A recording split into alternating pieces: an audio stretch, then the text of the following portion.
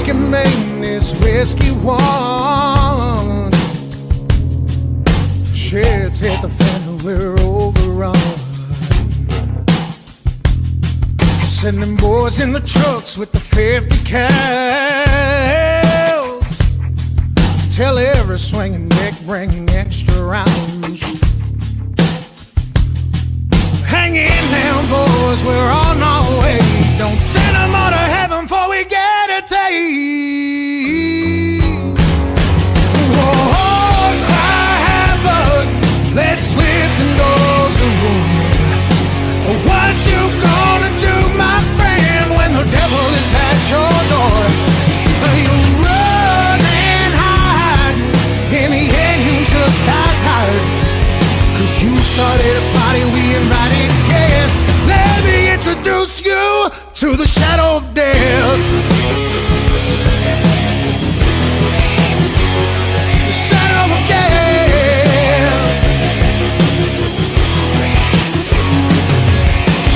Whiskey man is whiskey one.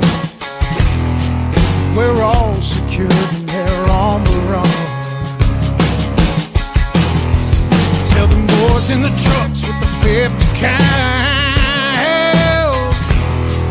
The next time I see them, I'll buy the rounds.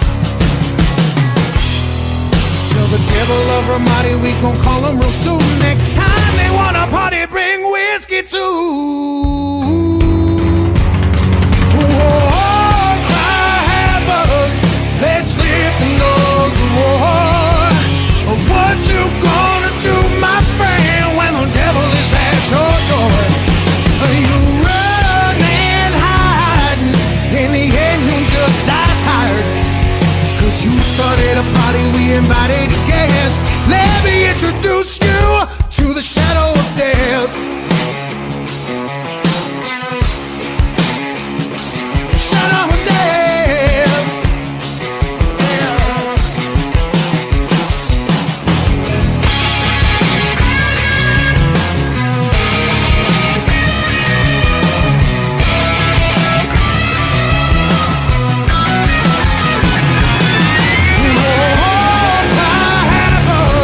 Let's slip the doors of war. What you gonna do, my friend, when the devil is at your door? You run and hide, in the end you just die tired. Cause you started a party, we invited guests. Let me introduce you to the shadow of death.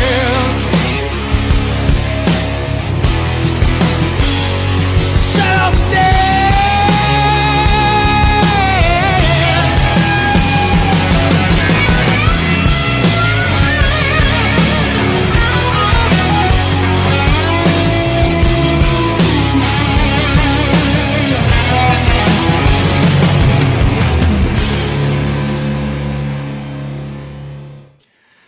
And we are live, ladies and gentlemen. Welcome to the True Patriot Outfitters podcast. Hope you like that little rolling intro. Mr. Sal Gonzalez, United States Marine Corps. He is part of the Stop 22 tour, associated with and part of the Romans Warrior Foundation family.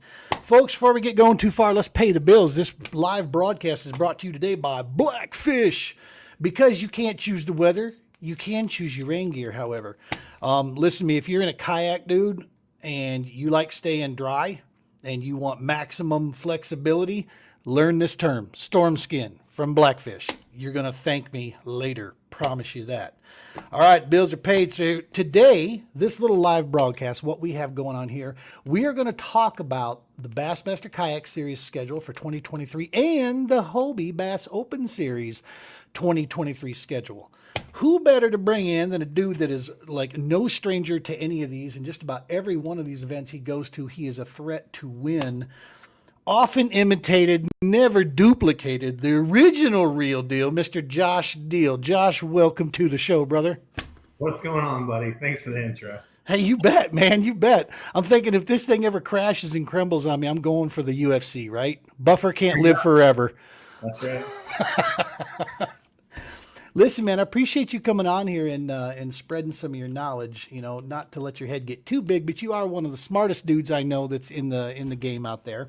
I'm not sure if I deserve that or not, but sure. You have really good insight, man, between just, being a smart dude and having experience behind you. You have a lot of great insight on these bodies of water. So, Time and effort matter.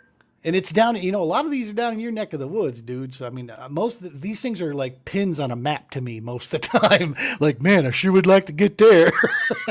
But for the first time this year, I'm going mostly the bodies of water I've been to before. I think there's only 2 stops in my entire trail this year that I haven't been to. Wow. That's, isn't that half the challenge when you first get rolling on a national scene? For us, it's rare that I get to go back to bodies of water, because now that we're in the kayak game, it's a little different, because we're going to see this, but yeah, man, that's got to feel a little better. It gives you something to go from there. Absolutely. So I'm thinking, let's start with right out the gates. Let's go with the Bassmaster schedule. That seems to be actually, or do you want to do Hobie? What do you think? I have no preference, man. They're both going to be amazing schedules this year. Steve-O and AJ have done an amazing job putting these together. I think all around, pick one. Let's roll with it. All right. Let's start with Bassmaster. Let's do it. 2023 schedule. Look like 1, 2, 3, 4, 5 events on the schedule. +1 for the people that are competing in the national championship. +1, that's right. The formerly branded as the Kayak Classic, now kind of getting slowly moved over to a national championship, whatever you want to call it. You know what? I'm still probably going to call it the Kayak Classic. I think it fits in as the Kayak Classic. Heck Whether yeah. you call it the Kayak Classic or not, I mean, it is what it is. It's a Bassmaster thing.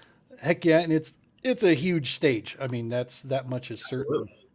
So it might be, rapidly at one time, it could be closing in on being like the biggest stage in our sport. We'll see how that all pans out over the next few years here, see where that goes. But so yeah, man. So they started off your backyard, kinda Gunnersville. 4.5 hours. It's not bad. 4.5? Yeah, that's not bad. Not bad. I mean, it beat 16, right? But Gunnersville, oh my goodness, going back to Gunnersville. So this will be the first time that BASS has been on Gunnersville. There's been some other events on Gunnersville in the past, but us getting to Gunnersville is going to be a pretty cool opportunity. It's a huge body of water.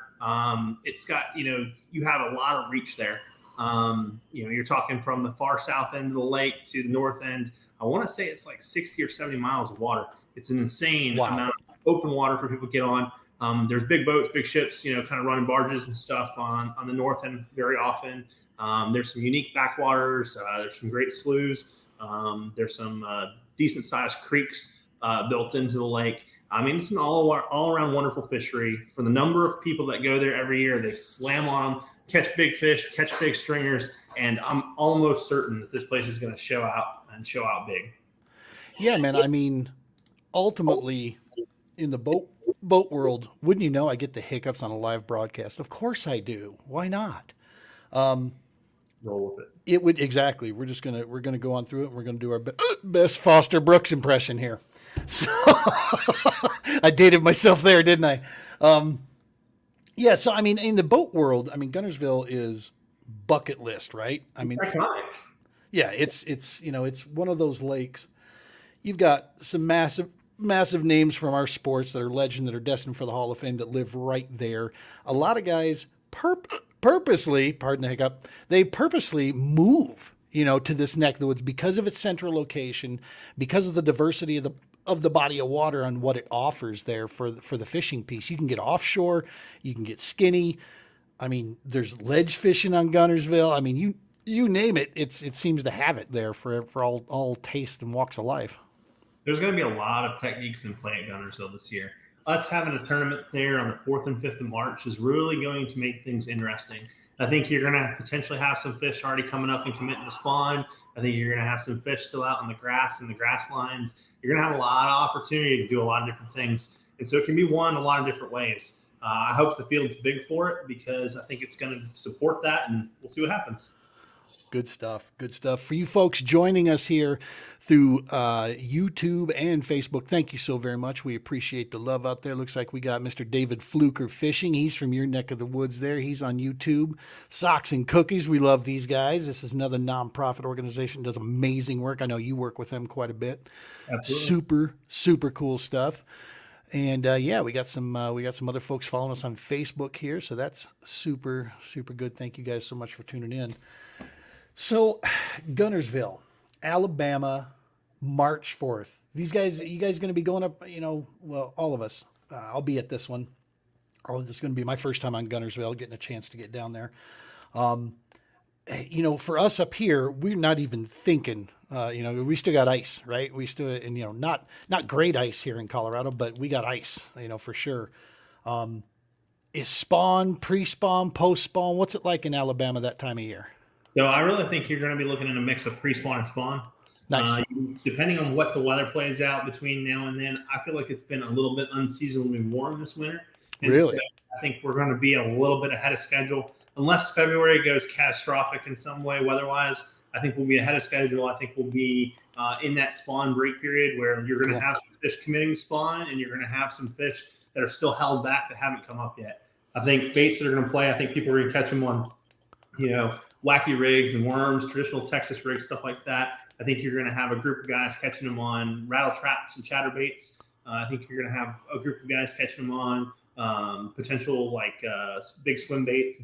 There could be an A-rig bite in there. There's going to be a lot of opportunity. The lakes should play out really well. It should be in all kinds of different phases, and there's going to be something for everybody. That's super cool, man.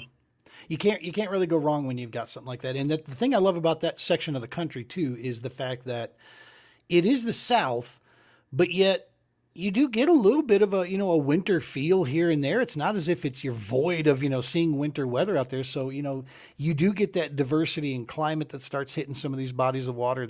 I think that's healthy. It's, obviously it doesn't brood, 13 pounders like in some areas, but of the country, but still I for a competition, I think it's, that's awesome to see there. So. Well, good stuff. So, yeah, that's March 4th and 5th. That's a Saturday, Sunday event there. We will all be there. I'm sure you guys will be seeing some content will be flowing from that bad boy. That's the season opener for us. Now, for you, though, and we'll get to this schedule here. You're going to be going to in February here. You'll be Hobie, right? You're going to be running those. Yeah, I'll be going to the exchange here in a little bit. Yep. So we'll get to that one there. So after that for the Bass, takes about a 30-day break there for the Bass Kayak Series, April 15th and 16th, another Saturday, Sunday, Lake Hartwell. Now this is in your backyard, yes? In my backyard. That's what I thought. This is playground kind of waters. Good stuff. And I think actually one of the guys joining us on YouTube over there, David Fluker, I think it also is for him. I've been trying to tell him I need to connect you guys together. He's part of our our network out there. Love David, and so yeah, I think you guys would get along well, and go out there and put some side bets. You'll be interested to know. I recently did an interview for BASS for this event. Oh, no kidding! Nice. Yeah, it was called the information. I assume the information will publish in Bass Times. So for those that are getting Bass Times, they'll see some of my commentary in that, and I can repeat some of that here. I mean, Hartwell is a great fishery. It's another iconic fishery. One of the things that's going to set Hartwell apart this time, though, is the volume of anglers. There are 4 events running simultaneously for that event. You're going to have the Bassmaster Bass Nation Kayak Series. You're going to have the Georgia Bass Nation Kayak Series. You're going to have the South Carolina Bass Nation Kayak Series. And you're going to have Queen City. Good Lord. So there's going to be some yaks on the water is what you're saying. There's going to be some yaks on the water. And because of the time of the year, there's going to be a significant amount of bass boats too. You're getting into the time of the year where the herring are starting to spawn. And when the blueback herring start to spawn, the topwater bite fires up. Everybody wants to be out fishing. It's almost impossible not to catch a limit. It will happen. Some people will struggle. It's just born that way. But the lake's going to be on fire or getting close to fire. You're going to have some fish on the back end of the spawn that still haven't spawned yet. You're going to have some spots spawning in some deeper water. There's going to be a lot of things happening simultaneously. Part of the reason why I'm super excited about this schedule as a whole is the dates line up really, really good to produce some big bags, some big quality numbers, and really show the quality that these lakes have to offer.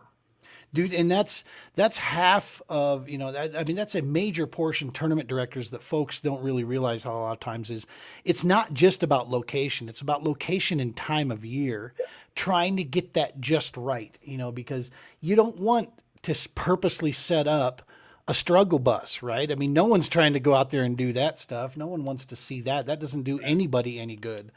So they're trying to set you up at, a good time so that everybody loves to see a slugfest, man. They want to see that football game that's 41-42, where defense just might as well stay on the bench. That's what they're looking for with this stuff too. They love seeing when the field is just slugging it out, going toe to toe like that. So now when the lights go out in the standings, they want to know that there's changes coming. Yeah, exactly. Hartwell, I mean, is this, I don't normally, I mean, I have heard of it in the past just because I'm kind of a geek with the history and such, but, Big Bass Factory. Would you call Hartwell, a place like that? Not in the manner that the Texas and the Alabama and I was going to say, not like a Eufaula would be. So you have to understand, we have a lot of spotted bass in the Savannah River. Right. And so you're going to have big spotted bass, and you're going to have some quality largemouth in that 4 to 8 pound range that are floating around the lake doing their thing. Nice. And the interesting thing in there is that you can win this event with largemouth, or you could win this event with spots. An average bag in April will typically come in at about 13 to 15 pounds, and that's usually with 4 spots in that bag. Wow. If somebody notches a 20-pound bag on the lake, that's a really, really good day. It's doable, it's feasible. But a lot of people are going to be, chasing cane piles, working long points, fishing rock structures, looking for spawning spots. A lot of opportunity to really stretch your legs, diversify your experience, and just enjoy it, have a blast. It's really cool seeing the similarities between spots and smallmouth. I mean, there are some similarities with these fish, as far as their activity goes and where they like to hang out and, that sort of thing. There are no smallmouth on Hartwell, are there? I'm not tracking any, but it wouldn't surprise me if there's potentially some in the far reaches. So there are smallmouth in the Savannah River. I was going to say that's part of the Savannah River chain. That's why I asked that, because I know that in the Savannah River, that whole series, I know there are some smallies there. Yeah, I've never seen or heard of it for Hartwell, but it wouldn't surprise me if there were some in the far reaches. Gotcha. Good stuff. Very cool. So then at that point, bass takes itself a little bit of a hiatus to the beginning. And this was the one that killed me, man, because of all the schedule, this is the one I was looking forward to the most, mainly because 2 reasons. It's the closest to me. And number 2, it's the kind of fishing I love to do. It's where I cut my teeth. Problem is, it interferes with too many other things that we have on our schedule, so I had to start making choices on which ones we go with. June 3rd, June 4th, Possum Kingdom Lake, down in Texas. Yeehaw. Exactly. Ooh, baby. So Possum Kingdom is, there's some similarities to Possum Kingdom, kind of like Lake of the Pines is. People down there know about these places, man, and boy, do they know about them. The rest of the country, not so much. They haven't, they hear Fork, they hear Rayburn, they hear Toledo Bend, that's what they know of. But this Possum Kingdom, dude, this thing, there's a decent amount of tournaments that happen on it. I've done my research on it, and yeah, there's some big fish in this water. This lake puts out. Ask Mark Pendergraft, he'll tell you straight up. Look. He won the Bassmaster Kayak Championship on PK 2 years ago. Nice. And so he put up 210 inches on 2 days. Good night. The fishery is full of big fish. It's got largemouth, smallmouth, and I don't know if it's got a few spots in it, but I know it's got largemouth and smallmouth in it. And I have proof of the smallmouth because I watched him stock them. Nice. Good stuff. I have video of them stocking smallmouth into the lake. They said it's part of their common program. They're absolutely raising smallmouth. I don't know if any of the smallmouth have gotten to the sizes yet that they need to be tournament competition worthy, but that's something that in 3 to 5 years could be a bigger deal. That is super cool. But a lot of grass, I say a lot of grass. There's a lot of like shoreline grass. There's plenty of rocky banks. There's some cliff wall banks. What about like cypress trees and such? You gonna get any of those in there? None. No. Okay. None. At least nothing that I fished. I've fished on PK. I've fished from probably the entry up at the top side of the Brazos River that comes into the top of PK down to the dam. The south side gets really, really deep. Nice. The middle of the lake is a little more shallow. The north lake is even far more shallow than that. When we went there during the national championship, it was completely washed out. There was heavy rains before we got there. Huge mud line moving through. Basically, within 4 to 5 days, it had covered the entire lake except for the southern end. Nice. Good stuff. Good stuff. Great fishery. Yeah, it seems like it. Like I said, man, it's kind of a, for the folks that are, in the know, like you said, PK is well known for what it can produce, what it can do, and it's going to attract. That's the thing that I do appreciate about this is that these are some high profile, a lot of good feedback lakes. You're going to get some of the best anglers in the country coming to these events because they want to show out on these places that they've been to in the past before. So there's not a lot of, risk factor when it comes to that. It's just going to be, skill to skill basically going out there on it. So that's going to be a ton of fun to, participate in and watch take place there. After that, here we go. This was, no matter what was going to happen, I was going to be fishing this one, just because you go there. I mean, now this was my backyard for a while. And that is come July 8th and 9th, right after the 4th weekend there, we're going to Mississippi River, La Crosse, Wisconsin, pools 7, 8, and 9. That's confirmed yet? Is that confirmed 7, 8, and 9? No, but that's normally what they do. I mean, La Crosse sits in 8. Normally what they do, and La Crosse is in 8. And I would assume it's going to end up being 7, 8, and 9, but I don't officially know. I know there's been some questions about extending it a little bit or maybe pushing a little further south. So it'd be interesting to see if it ends up being 7, 8 or not, 7, 8, and 9 or not.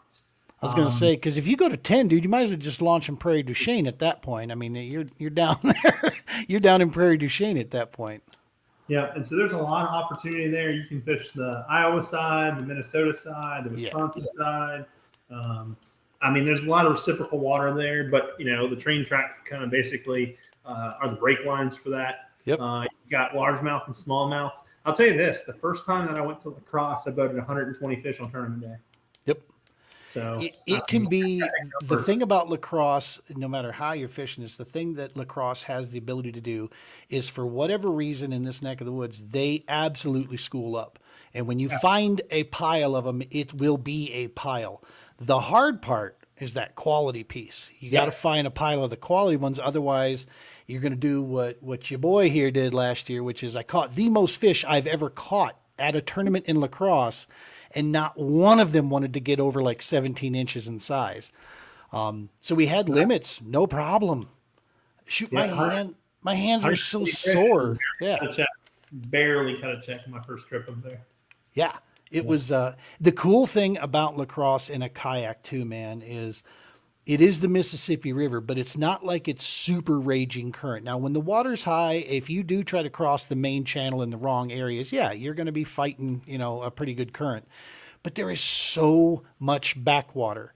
There are so many hidden gems in this thing. No matter what pool you're on, they all have their own, kind of personalities up there. And I love that so much about that place. Blue City, sandbars, submerged grasses, above water grasses, duckweed, frogging territory, chatterbait territory, buzzbait territory. You betcha. I mean, there's so many things that are going to be running there. One of the big questions that's going to play in the Mississippi River this year is going to be water level. What's our water level going to be when we get there? Yeah. Are we going to be significantly low, or are we going to be on the more full side? Unfortunately, the last few years the water's been down. It'll be interesting to see how it plays this year. Yep. Hopefully they'll get some rainfall and the water levels will be good, because it gets a little bit difficult to maneuver a lot of that backwater if the water's low. Oh man, dude, in a boat it gets downright treacherous. Absolutely. I've had many a friend that literally in pre-fishing have tossed $4,000 on a shell bed or a rock spine or whatever, because the Mississippi in that area has a ton of wing dams up there. Yeah, and those wing dams can either be your best friend sometime, or they can just in a kayak they're our best friend. To be honest with you, I love them. Unless that water's way low where you're going to get hung up on one, which you shouldn't be around it anyway if that's the case. But other than that, that's that stuff. There's a lot of those that are diverting wing dams too, that are like right at the beginning of these channels. Yep. that they create, and you've got like this little window you can get through type thing. So it's really cool up there. Plus, you got to also admit the fact that La Crosse, Wisconsin, people are very in tune with competitive fishing. Dude, there is a fishing event going on there everywhere. If you get a chance, go by Veterans Memorial Park there. I mean, you can easily launch 200 boats from that ramp. It's got like Yep. 4 or 5 ramps right there. Huge parking lot, awesome, beautiful park. Yeah, it's a cool thing. A lot of big bass boat tournaments go out of Yeah. pool 8, right? And then they basically lock to where they want to go in 7 or 9 or and go from there. Yep. But like you have all kinds of different fishing up there because you have Lake on Alaska and Pool 7, huge expanse of open water. It does have some sloughs and some backwater, but it's very different from 8. 8 and 9 are very slough heavy. You do have the river running through them. You do have the big boats going up and down. You can be chasing smallmouth out in the middle of nowhere. You can be chasing largemouth, just about everywhere. I mean, and there's some huge pike in that place. I was gonna say, for you boys out there throwing, jerk baits, if you're throwing your $26 jerk bait and you're throwing your jackhammers around this and that, I want you to get used to cussing, because it's gonna happen when the pike and dogfish take your money from you. People used to ask me why I never threw, because here's why. I go fish topwater, and in La Crosse more than any place, I could throw a $2.99 scum frog around all day long and do nothing but catch bass. The moment I want to pick up in size and I grab my pad crasher, my $9.99 or my $10 frog or whatever, and I start throwing him around, pike, dogfish, $10 gone, $20 gone. Dude, I've been to La Crosse, and within the first 30 minutes junked like $70 worth of gear and was like, you know what? This is getting more and more expensive the longer we go. No risk, no reward. Yeah. Sometimes just no more money too. You just add that in there. Yeah, there's but I will say this. I'm not going to give away the house on this. After you fish that area enough, you will learn what the conditions look like, because at first glance you think it all looks bassy. It does. Yeah. You will learn quickly what is pikey and dogfishy and what is bassy. Well, you may or may not learn. Some guys never understand what they're looking at, the difference there.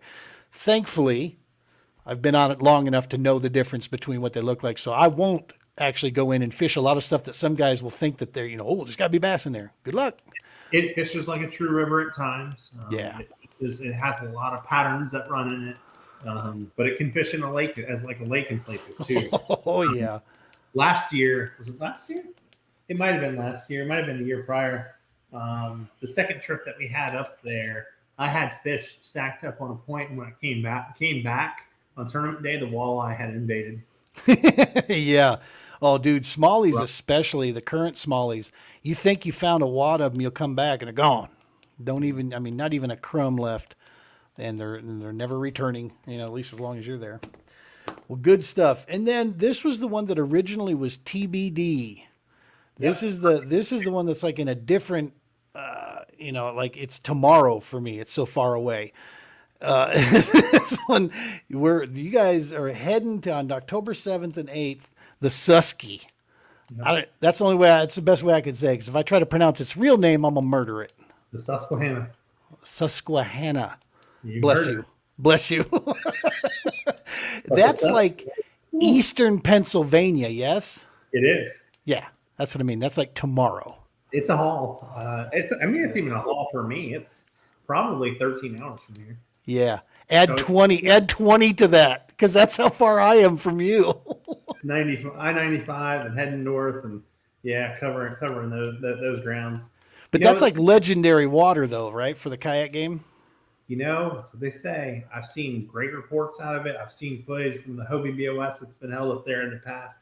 This is going to be an interesting event. It's not something that's in my wheelhouse. This is actually probably the most intimidating body of water for me.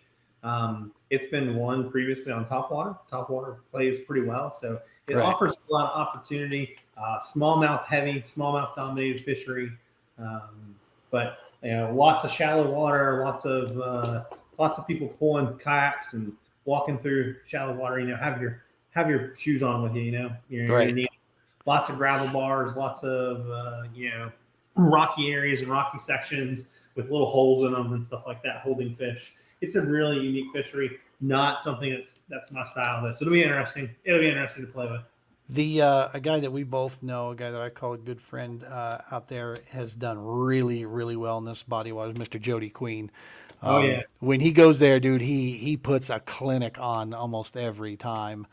So yeah, when you dial into certain types and bodies of water, you know, it just sometimes things just click. I feel that way about river fishing in general, but this, I don't know if that's really the same kind of river fishing I'm used to up there, but we're not making that one. I can't swing that one. We'll see. We'll see how the year transpires for me, and we'll cross that bridge when we get there. I'm looking forward to the opportunity. And look, the one thing I've said about the national circuits is this: like, part of the reason why I want to see people commit to the events is that you got to go out there and experience different bodies of water and learn how to fish different bodies of water, because that's how you grow as an angler. You know, back in Minnesota, when I first started getting the hunger for this, and I started realizing that, you know what, there might be a different way to do this and actually make this a career. One of the things I used to tell some of the guys that I used to run with there is when they'd ask me why I wouldn't do certain types of fishing in Minnesota. You know, you got to do this. That's how you're going to win the tournament. My response was, I won't go do that because, number one, it's outside of really the way I want to be fishing.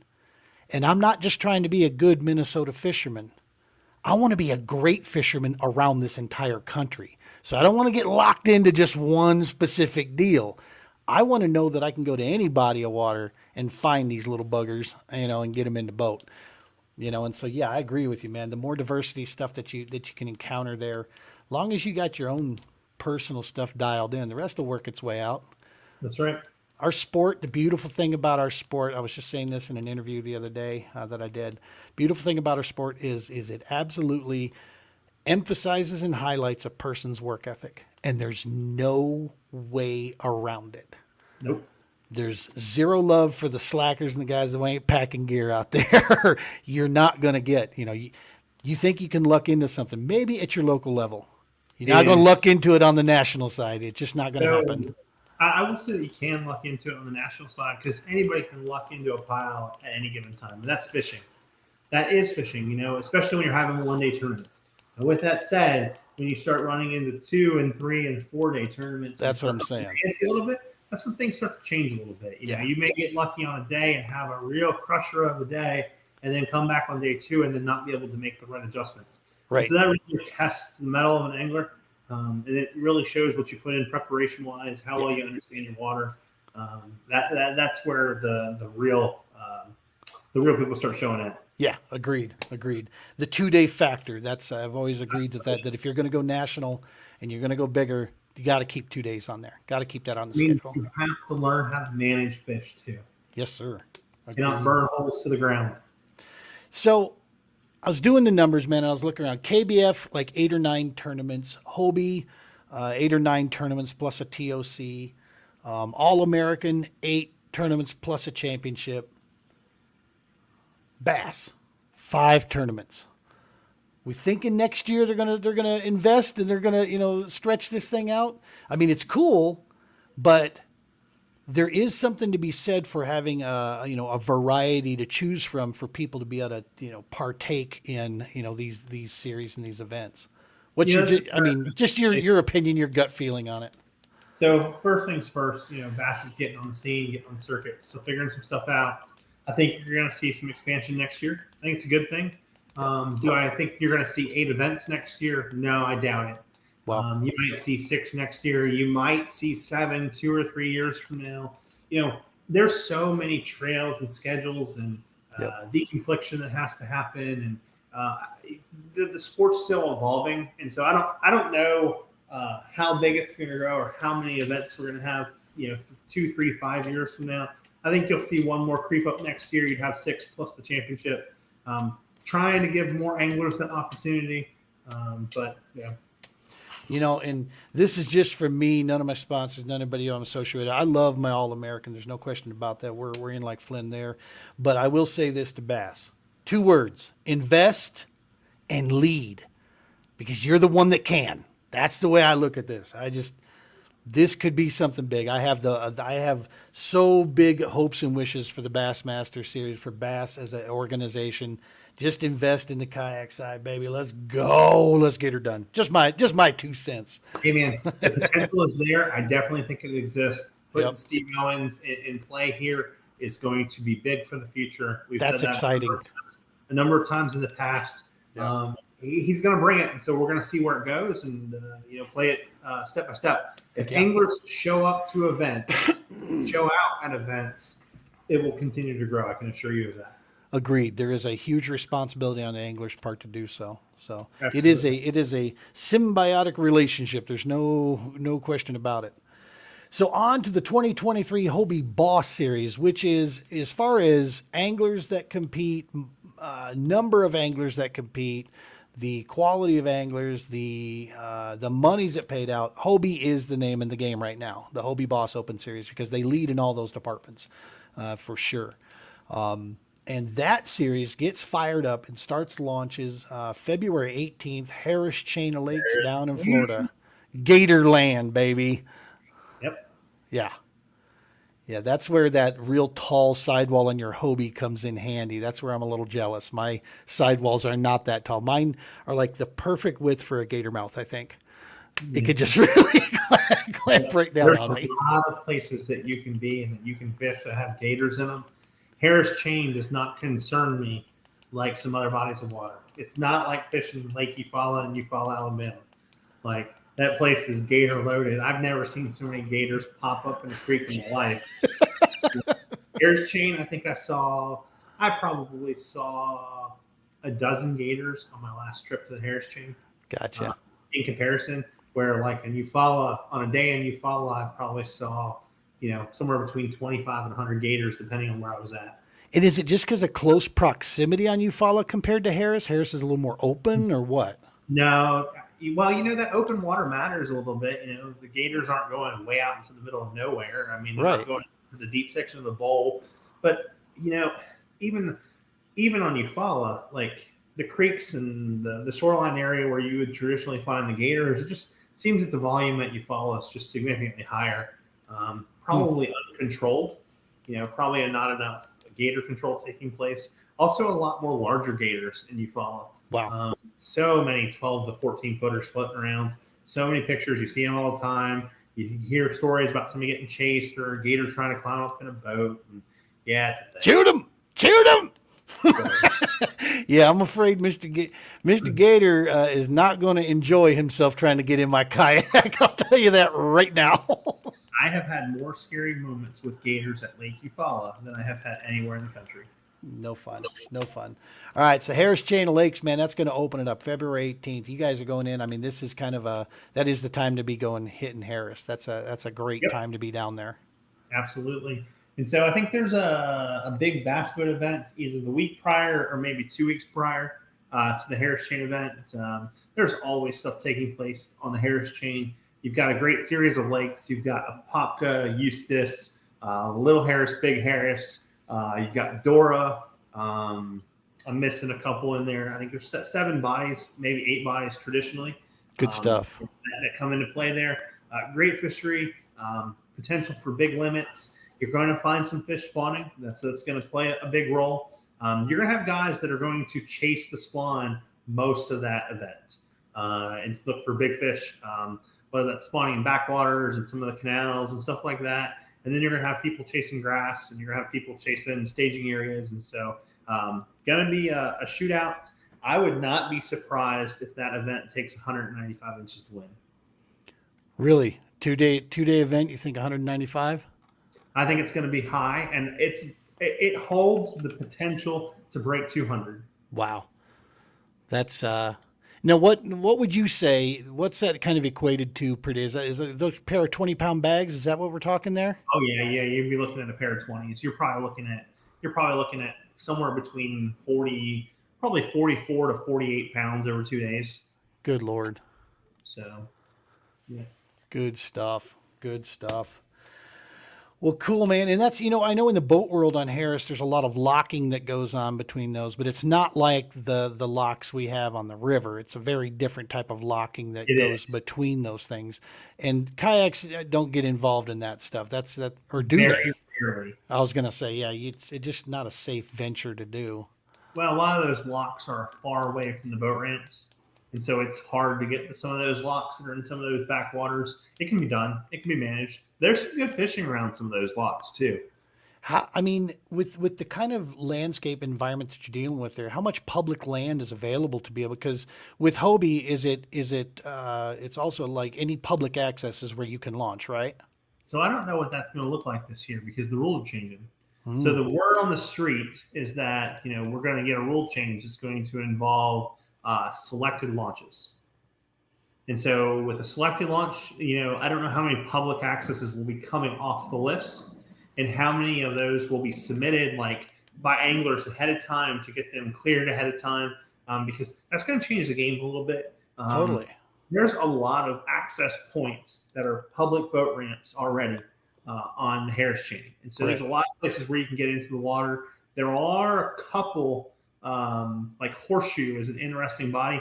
I don't think there's any boat ramps on Horseshoe. You have to come in through Dora, for instance, and then pivot down to Horseshoe if you want to fish Horseshoe, for instance. But there's a couple bodies like that are really unique. They're really, really smaller lakes, but there's plenty of access points, and I'll be interested to see the Hobie list when it finally comes out, what the launches look like. Right. Yeah, and it seems like KBF is doing that, Hobie's doing that. Bass isn't going after that, or are they? No, I think Bass is going to see it too, because you have to keep in mind that Bass is part of the reason why this started.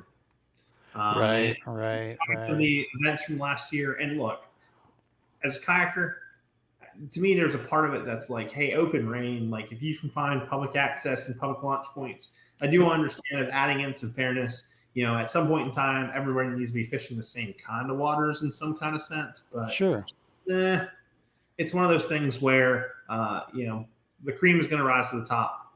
Your best anglers are still going to figure out how to find them and be competitive and be strong. So, for what it's worth, on the All-American side, one of the things I'm very happy with on what the powers that be over there, what they established was, we will set up boundaries. We'll let you know that these are the boundaries. Here's the map prior to the event. This is what's in bounds.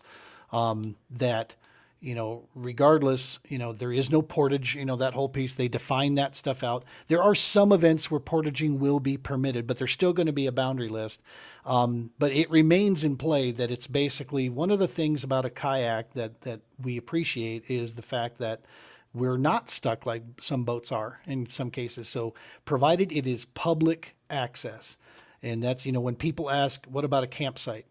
Can the public launch from your campsite? No, because, unless they have like a public ramp there in the campsite, you bet. But your public campsite is not a place that the public could launch from. So therefore, no, it is not legitimate. You need to go, and that it allows for some flex with that. But yeah, I'm pleased with that. But it's going to be important to keep up on that for these events. So I'm sure I'll be reaching back out to you if you have a much more cleaner channel to Bassmaster than I do in a lot of cases. So I'll be leaning on you for that. So after February there at Harris Chain, leave March 11th, Lake Cato. Good Lord. I mean, that thing is we just had a championship on Cato. Cato and Vista puts out big time. Yeah. And it's a great fishery, a lot of cypress, a lot of areas that, you can catch a lot of big fish. Usually holds good numbers, has good competition. The people who win those events usually put out in the top is usually relatively close together in the numbers. I think it's going to fish strong. It's going to fish well. It'll be interesting to see how that one plays. I can't fish that event personally. I have a conflict. There's a big event here on the home pond. And so I'll be tackling that for my bass boat this round. Gotcha. Because that's right. You do double team that. I mean, you fish from your kayak fleet and you fish from your boat as well. You do them both, man. Just love to fish and compete, brother. Heck yeah. If I was in a different neck of the woods, I'd probably be in that same, pardon the pun, but the same boat. But if you were living in my neck of the woods, you would definitely be in the same boat. That's true. You'd be kicking me out of your boat. Dude, not today. No, you know what? I have a couple guys I fish with all the time, and it never gets old for me. I just Heck yeah. absolutely enjoy having company on the water. It's whether it's a kayak, whether it's a bass boat, I love going out with somebody. Yeah, it's always awesome. Santee Cooper Lakes, April 1. So some quick turnaround here, man. Not a lot of time in between these events. Hobie's just starting to spring off and just firing away. Two guns blazing. Santee Cooper Lakes, South Carolina. That's not too far away from you, is it? It's kind of in the backyard. It's about 2.5 hours away. Oh yeah, walk in the park. To the middle part of middle part of Lake Marion. Yeah. Again, another cypress fest. Lots of cypress in that body of water. People that go to Caddo, people that go to Santee. Santee will be an interesting point because we'll either be fishing post spawn or the back end of the spawn. That's going to be interesting to see how that plays out. There's a lot of places in Santee Cooper where you can just go hide. Right. We were there the last time that we were on Santee Cooper. We had winds coming out at 30 to 40 miles an hour. Wow. And you could hide. It was crazy. Just the ability to get away, to get into some of the backwater, to get into some of the sloughs, to get in some of the creeks that are protected. Now, there are some big gators in Santee as well, but still not the volume of gators that you follow. But, right. Big open water. Got to be a little bit careful. There are some stumps and some tree areas that kind of got to be careful if you run around the boat or kind of have it, have your kayak running full bore. But, when we get into that for tournament time, that's going to be a fun fishery. A lot of options you're going to see. I think actually one big play on Santee Cooper that's going to be interesting is whether or not the water's in the trees. And what I mean by that is that if they're in a little bit of a flood stage and the water's in the trees, those fish have a lot of ground that they can get back into and really hide from the anglers, and it actually impacts the quality of the fishing. Nice. So, yeah, that's in water level is such a factor that a lot of guys forget to consider. Look, because man, does it changes. It's one of those factors that I personally think has a bigger impact on migration than water temps do, because I think a smaller amount of elevation change in water can impact on a bigger level than a small change in temperature of water, personally.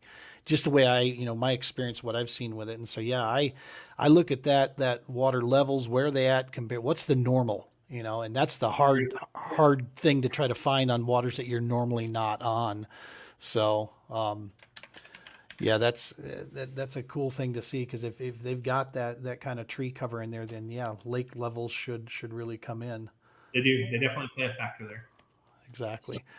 So I just want to make sure, did I get this right here? You did. Yep. Okay, good. Yep. I have a tendency to swap your I and your E around in your last name for some reason. It's just like that I before E, except after C, probably. Right. Yeah. Okay. But I always think it's a name, therefore it's, it doesn't, those rules don't apply. Let's see. That. Exactly. Yeah. Moving on. Good stuff. So, all right. So then, April 29th, end of the month, Lake Seminole. That's actually, isn't there like a championship of some sort? Or am I thinking of the team events going on down at Seminole? Isn't it something like that? No. You're the Southern Slayers. Isn't Seminole one of the ones you guys? That's the KFL event. So the KFL event, the rumor on the street, and I haven't seen an official post on this, but what we're getting through the team channels is that the KFL for that week is being postponed to a later week. Okay. So as to not conflict. To as not conflict with the Hobie BOS and Lake Seminole. Well, and for those folks that are unaware, the reason that is actually very important in this case is because the KFL, one of the things they really like to do is live broadcast.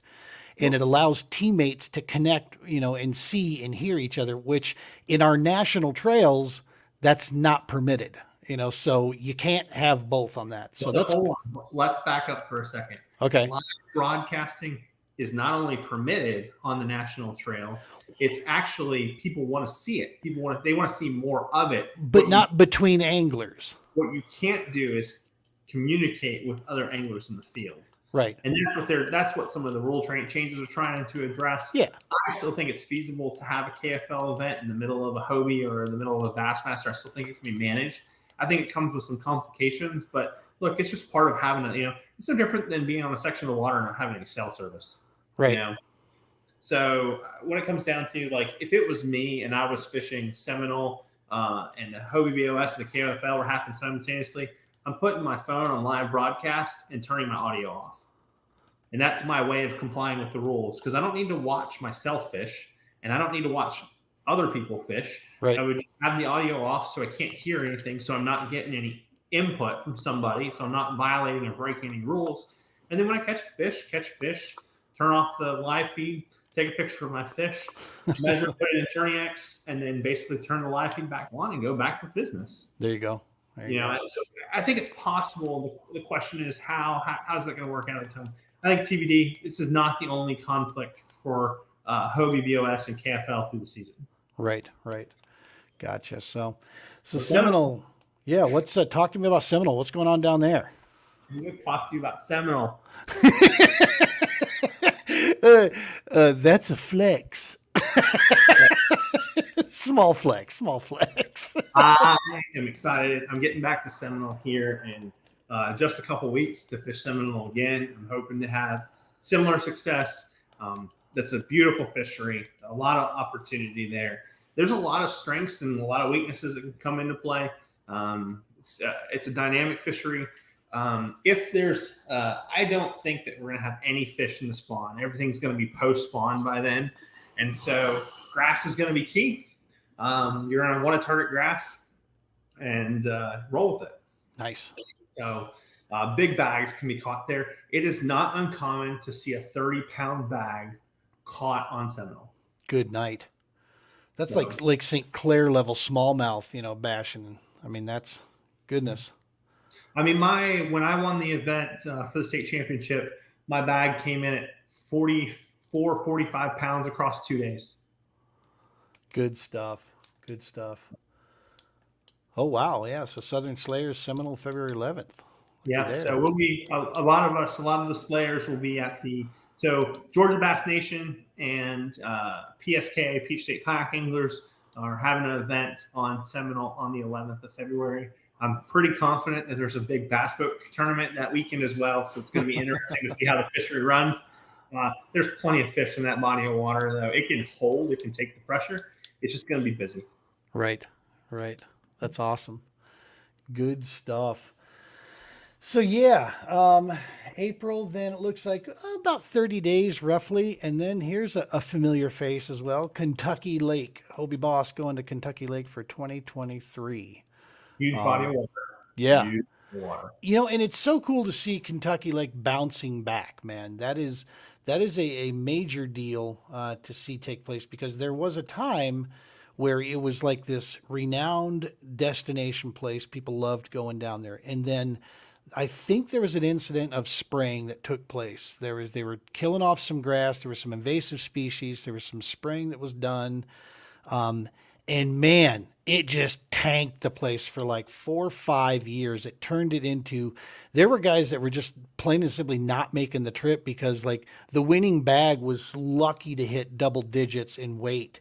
You go out and fish, bring in 5 fish for like 9 pounds, 10 pounds. And that lasted for like 4 or 5 years. And now all of us, as time has gone on, now it's come back around and now it seems to be, fishing better at least.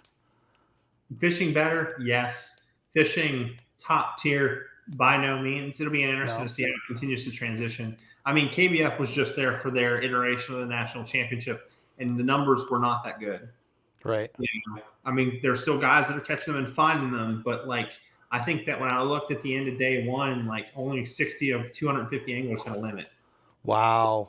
And so you have to keep that in mind. And Kentucky Lake, especially as we move into the summertime and make proximity to the summertime, it starts to become a real offshore fishery. And you either know it or you don't. Right. And so ledge fishing starts coming into play, understanding long points and how points interact with ditches and channels and stuff like that are going to come into play. How good you are with your electronics is going to come into play. That's what's going to be interesting about Kentucky Lake. The question is, will it be hot? Will we be moving to summer pattern yet? I doubt it. I actually think that with Kentucky Lake, some of the upper reaches and maybe more than just the upper reaches could be actually on the back end of the spawn. And so that could be a lifesaver for a lot of people to have fish in spawn or in a transition just coming out of spawn. And so that can make the fishery instantaneously fish better, because if this event was in the dead of the summer, you're definitely on the ledges and people are going to struggle. Sure.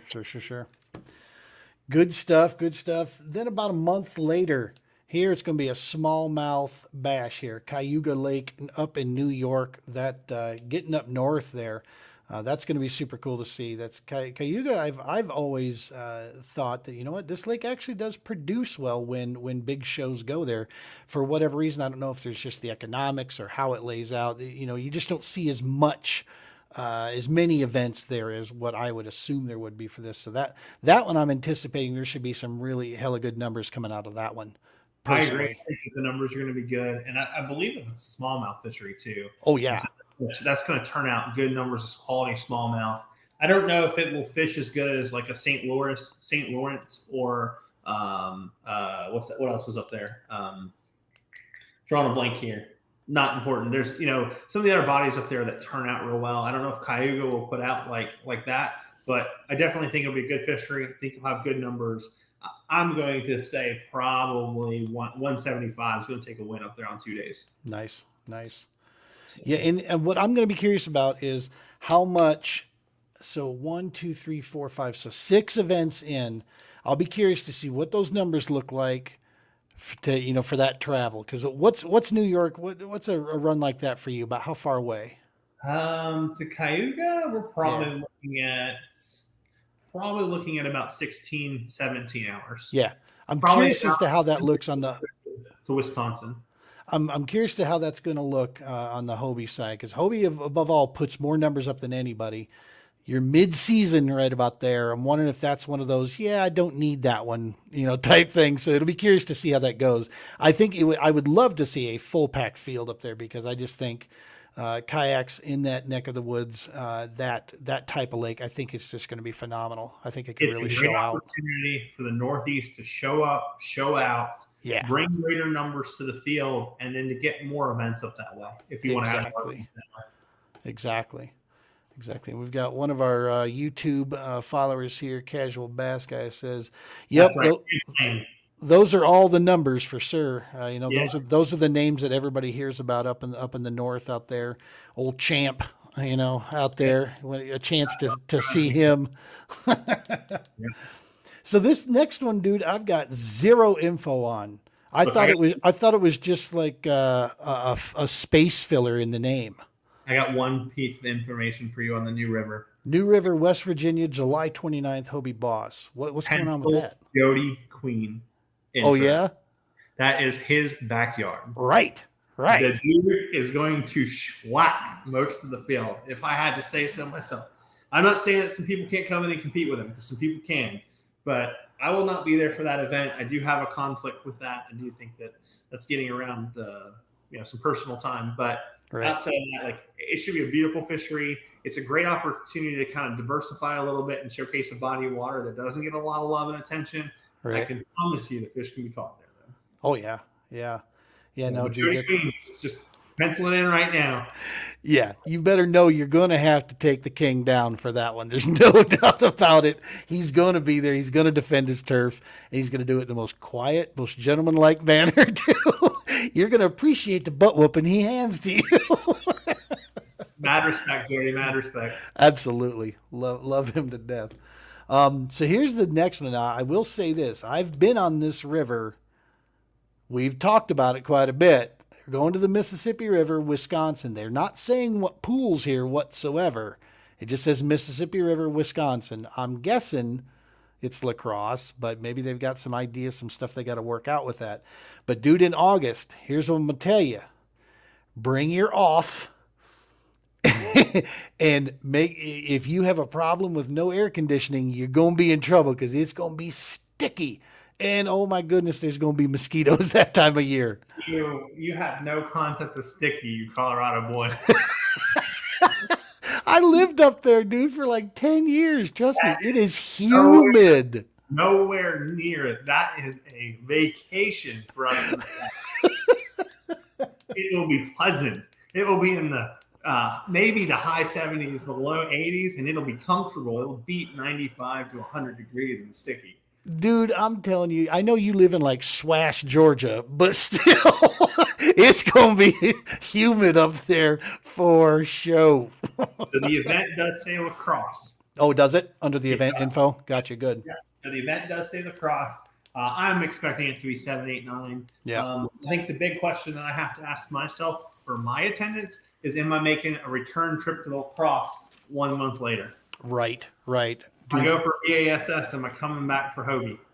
So now Hobie AOI, what do they have there? 6, 7 events? 1, 2, So 3. it's now Hobie AOI has been changed. It is your best 4 events plus the top. You must qualify for the top. Plus the app. See now and that's I want to say that's where we're at with the All American, is that we have our best 4 events plus the championship that we hold. That gets added in. It's all regular points, but it's effectively 5 tournaments that you've got to go in and duke them out with. So good stuff. So yes, so going back to lacrosse, we kind of beat that horse over. Season 5, this one is the one that it strikes me. I want to see how when I think Sam Rayburn, bro, I think massive body of water. Okay. And the thought of launching kayaks, but I should say, I mean, Table Rock is no small body of water. Nope. Tons of little fingers, tons of little channels that you can get off into. Rayburn, I mean, that should be in September. Good night. It's going to be great fishing. Yeah. It's going to be in the migration, the fall. The fall feed is going to be going on. It should be in force. Oh, that's going to be epic. I was going to say that far south. Now the problem with September, like up north, is that, dude, that's the witching hour. That's when sometimes they're transitioning, sometimes they're not. It's like you've got this in between suspension mode that makes fishing so tricky. So to be honest with you, you could be in summer pattern still.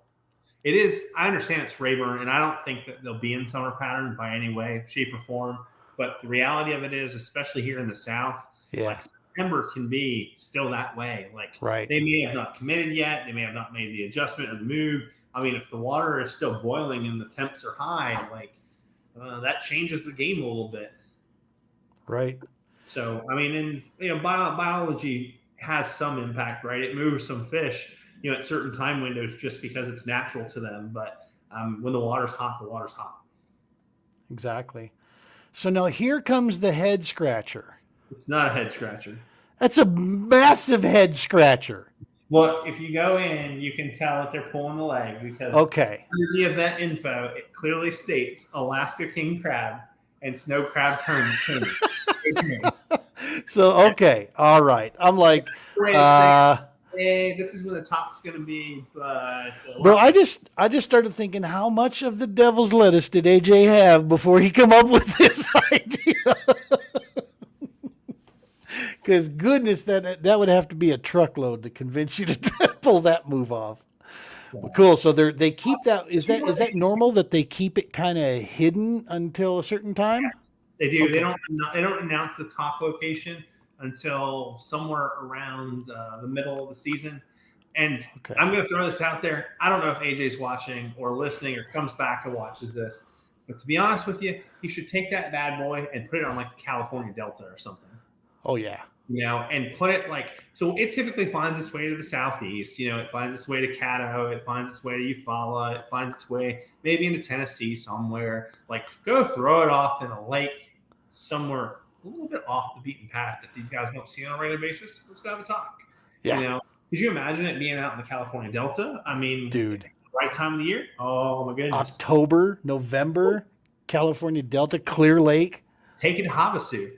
Put it in Arizona. I mean, really change the ball game up on some folks. Oh man, it'd be a heck of an event. Be a lot of fun. Yeah. Really get some people out of their element. Look, the people that know how to catch fish are going to catch fish. Don't get me wrong. Yeah. But challenge those people. I mean, I hear it from the folks in your area, your neck of the woods. The fishing's different. The fishing is different all over. Big time. Yeah. Yeah. No, and the thing I like about that idea is that it does put a requirement piece, on. And it kind of levels a playing field because that one's not an option, dude. If you fished that entire season, you got to go to that one no matter what. No kidding.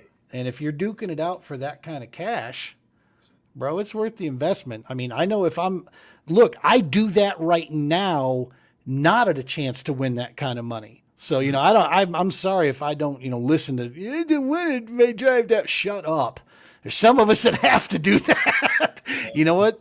If you got the desire and if you're truly getting into that, do it. You find a way. Yet, but I know it's 1 in 60. You have a 1 in 60 chance at potentially somewhere around 50 grand. Absolutely. There's my man. I knew we'd get him sooner or later.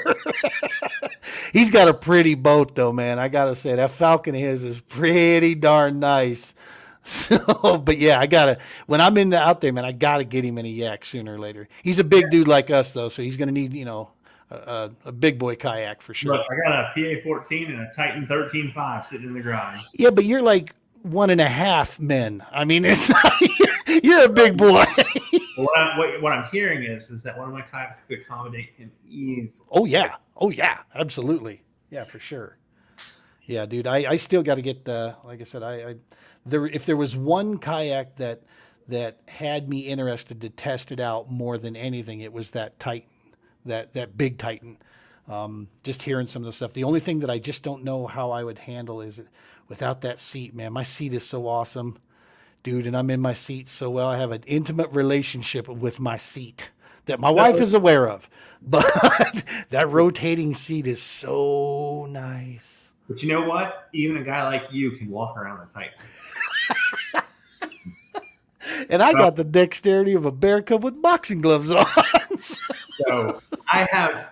All right. So let's put this on the table for a second. I haven't really talked about this. All right. So my native Titan 13.5 that I've been building in the off season with help from my bro Kevin Fox is really a beat up boat.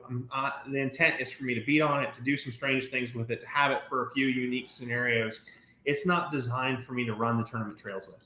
Okay? Roger. If we have an event where I expect it to be heavy spawning activity and I feel like I need to be standing a lot, I will have that kayak in tow with me most likely because I'll be playing a little bit of a different game. Sight fishing really requires you to be able to get up and down, and that's something that the Hobie isn't necessarily the best at without a balanced trolling motor.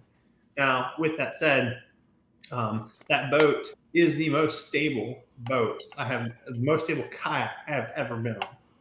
Incredible the amount of range that I have on it, the ability to walk up and down it, kind of make adjustments, like things that I wouldn't do on my Hobie or that I'm more afraid to do on my Hobie due to my size, that I'm comfortable doing in that Titan 13.5. I'm not afraid to go up to the nose of the kayak and pull grass off the trolling motor. I'm not afraid to sneak around or turn around the back or put my knees up on the seat and worry about getting tippy. It is stable. Impressively stable, but it's a tank. The thing weighs a ton. Oh, yeah. Both of your boats, dude, they're battleships. No. The Titan is so much heavier really? Than the PA-14. And even if they come in similarly, the way that they handle and behave isn't one and the same. The Titan is just, every time I lift the Titan, even when I lift it with somebody else, I'm like, ooh, like I kind of throw the Hobie around a little bit. And O-ring chick. Hernia. The Titan's my beat up boat, and it's crazy stable, man. It just they have some of their own knocks and issues. There's some things that improvements that can be made in that lineup. Like it is what it is, but they're making them again. I've heard through the grapevine that Native is starting to build the Titan 13.5 again on request for anglers that are looking. One of my buddies actually who commented here is getting it. The Southern Slayers have a slew of Native Titans between the group of us here. So maybe that's a future opportunity for the team. Dude, the out at their website, they started. They put it back up as available again. They got they've got the Titans listed, and they got the 13, the Propel 13 out there. So that's a lot of cool. people don't understand with the Titan is that the Titan requires them to shut down. They have to basically use both of their kiln units to basically build the Titan. They can't build two lines simultaneously due to the size of that boat. Now maybe that's something that's changed since then, but historically that's the way it had been. They had to use everything had to be committed to building that boat. And I love my unlimited, my new canoe through and through. There's no doubt about it. But like you said, every manufacturer, every boat has its ins and its outs out there. Pros and cons. I personally have the only boat I've ever competed out of has been an unlimited, and I have zero complaints about it. You know what I mean? It's like it does any and everything. I've tried to get closer and closer to hands-free fishing, and this boat has allowed me to do that. I'm super, super comfortable in this thing. I do definitely look like a potato with toothpicks in it when I'm sitting in it. After I got those bass pictures back, I'm like, oh my God, there's a fat guy in a blue kayak. That's me. So it's motivating me because we do sit up kind of high in there. I don't have sidewalls to, hide my gut or anything. We're out there cruising, but at the same time there, you recognize certain things, and that Titan. What is the deal? You were telling me about this. What is the deal on the flooring of that's kind of unique also, the reinforcement that they put on the floor of that? It's not the flooring, it's the whole boat. Oh. The whole boat is completely reinforced. Actually, if you look at the way the boat's designed, they actually don't really have any holes drilled in the boat. Interesting. Except for one drain plug in the far back. Now, a lot of people add a hole here, add a hole there to like run wires or cabling or stuff like that. But the boat is really designed so that you would have to. So like when you mount your electronics, for instance, you can mount your electronics without ever having to drill a hole in the boat. Wow. So they have all of the areas where things screw into the kayak, basically are nodules that have been sprayed over with like an interior plastic. And the wall on that kayak is like this thick. Wow. All around the whole place. Dude, that thing, that is a battleship through and through. Absolutely. So there was a nice post here, and I read it a couple times, and I can answer. They already have done that. It's called the Hobie Boss. That is that's the contingency program. Look, I like for what Casual Bass Guy has to say here. I mean, sure. You really have a contingency program. But this was I love all the comments in there, but that I just don't think is a problem Hobie has right now. I mean, I'm pretty sure they're probably leading the market, right? I mean, are they not? I would assume that they're leading the market. Yeah. What you see on the BOS and what you see in some of the other circuits, it has proven to be. There's a reason why I run a Hobie. A Hobie is my dominant boat. No matter what I've been through with it or not, it will. And even this year, like with the building of the Native, Native is not replacing the Hobie. The Native is just another toy to go play with at the right time. The Hobie is still my tournament boat. There's just so many things that I can do in a Hobie that I can't do elsewhere. And for me, until some of those things change, like there's a comfortability. When I sat in the Titan for the first time, I was like, I really like the stability, but it's not my Hobie. Right. There's things that you grow accustomed to, ways that you get used to doing things. And once you go Hobie, man, it's really hard to get away from it. And I tried to explain this to a few people, is that this is a natural progression, because when I first got started, I remember telling myself, keep in mind, this was like 15 years ago. I'm like, I will never need more than about 3 rods and reels, man. I don't know why these guys have all these rods and reels. And then the first tournament I get through, damn, I could have used about 5 more rods and reels.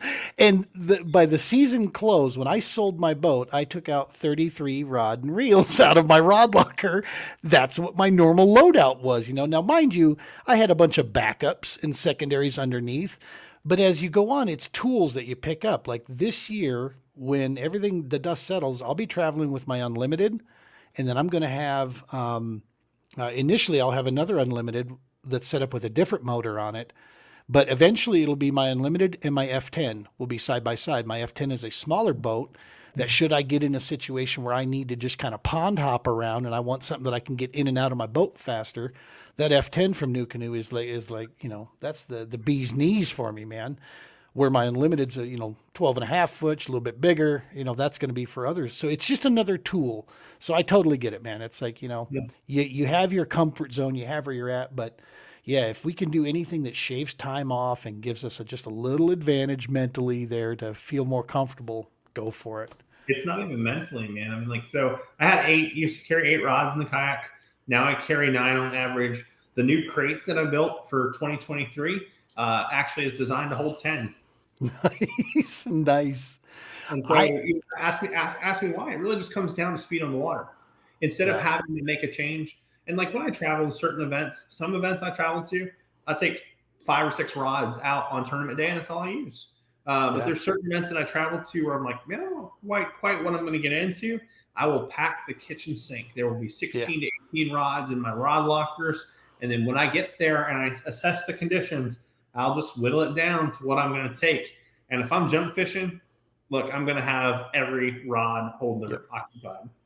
And I will add to that, not only will you have those with you, but they will be meticulously properly placed in your yak rods, rod holder boxes that you have up there. I was impressed, dude. And then you came over to mine because I had just got done with a couple events and then made the trip out there. Where was it that we met? Pickwick, yes. Yeah. And you looked in mine, and I remember you going, wow, they're just kind of all packed in here. Between that and you commenting on my small bait, it's not the size of the bait, Josh. You said it, not me. That's right. No, you're in Colorado, dude. Yeah, you gotta crunch them down. When I first got here, like the smallest thing I had rigged up anywhere was like a ½ ounce. So I'm going to challenge you. Dude, that's monster size fish out here. I'm going to challenge you because I know somebody's doing it. You need to take a 7-inch glide bait and you need to go fish it in those waters. You think so, huh? Look, watch Oliver Nee, watch Brandon Polinick, watch Carl Jochimson. Pick one. It doesn't matter. They go to these watch Chris Aldane. They go to these big bodies of water. What do? They still pick up a big swim bait. Why is that? Because big fish still eat big baits. Okay. And I'm pretty sure if you want to find some of the biggest fish in some of those bodies of water, pick up a 7-inch glide bait or find some of them. And you have to pick them up and throw them every now and then. It would be worth just the experiment because number one, it'll be a reason to get out. So I'm down. The other part that's going to be really hard to convince my inner Scrooge is just dropping that kind of money on what a 7-inch glide bait's going to run me out there. So look. Whew. Polinick and Jochimson swear by the Arashi glide. Okay. I have 5 or 6 of them sitting in the garage. They're probably $38, $39. That's not horrible. You can get some 6 and 7-inch mag drafts. Sorry, not 7. So you get 6 and 8-inch mag drafts. And those are going to come in at $15 to $20. Look, it's doable. You don't have to go spend $200, $250 on a glide bait. You can do it. It's an option. There's some great glide baits out there at those price points. But if you're just going to feel it out, you have to go feel it out. Grab yourself an Arashi glide, learn some of the techniques, be a little patient with it because you're not going to go out and catch 40 fish. No. You're going to get 5 bites all day. That's a tough thing to even accomplish out here just on normal stuff is 40 fish in a day. I mean, there's guys that'll go out and do it, and there's times of the year we can do it, but it's not like, our fisheries are heavily pressured. We have a lot of people out here, and beyond that, it's just a lot of traffic out here as well. What's that? Yeah, that's what you get for having a short season. Exactly, dude. Why do you think I drive 20 hours to come fish with you out there? Yeah, I'm going stir crazy already. That is You'll be absolutely. Here you know it. Yes. Hey, just know that there's spots open at Harris Chain. Nope, we're not making that run. That's again. I think eventually, if I strike it big like Lotto or this whole knock over a bank thing comes together for me. Did I say that live? My bad. If that ever comes together, I'm going to be looking at a condo in your neck of the woods down there, that northern Alabama, Georgia, Tennessee, something like that, because that will put me in striking range of so many. And my objective will be to convince the wife that from January through April, we're there. Basically snowbirds. Yeah. And then May 1st, we'll come home here. And then, December 31st, we get the heck out of here because these are the worst months for me. It's when the Colorado gets the least amount of sunshine this time of year. We're 300 plus days a year, man, of sunshine usually here. So it's always trying. And I'm sorry, after Christmas, snow is pointless. Okay. Whatever. All right, we need to switch topics. The doldrums. I've just lost you, didn't I? Because it's like snow. What? So we didn't see flakes of snow in Georgia this year. I will tell you that. Oh, nice. Good stuff. It does happen. So it's exciting, man. This is a lot of familiar faces, familiar names on the scene when it comes to the lakes, but also a couple new bodies out there, some new stuff. Going to be fun to watch this stuff unfold this year for sure. More important, it's going to be fun watching you out there, dude, do your thing. I'll join you at 3 of them for sure. And then we'll be watching you on the rest there. We're able to get in our 3 and see what comes out of that. I appreciate the support, brother. Yeah, absolutely. Listen, I can't thank you enough, dude, for stopping here and sharing your knowledge on this stuff. This is going to be a ton of fun. Folks at home out there, make sure you go out and follow Real Deal Fishing there. Great content. Always cool. You drop the juice from time to time on some certain stuff there, which is super, super awesome. Very helpful information for folks if they're paying attention. You know, that's a big deal. So, hey, folks, as always, please, please, please make sure you give us a like, give us a follow on Instagram, more importantly, Facebook, and on YouTube. Smash that subscribe button for us. This is a huge way you help support all the work that we're doing out there. More importantly, support the mission that we're on to try to get vets, first responders out in kayaks as many chances as we can. And we're trying to stretch that around to put things together when we go to these events. We're trying to reach out and connect with local municipalities wherever we go. Adds a little bit to the time there, but that like and support is huge for us, dude. That really allows the TPO to keep doing what we're doing out there. And guys, of course, like Mr. Diehl himself that join us here and who absolutely is the reason why we have success out there for sure. So folks, as always, thank you so very much for all your love and support. Tight lines and be safe. Appreciate you. One, two, three, four.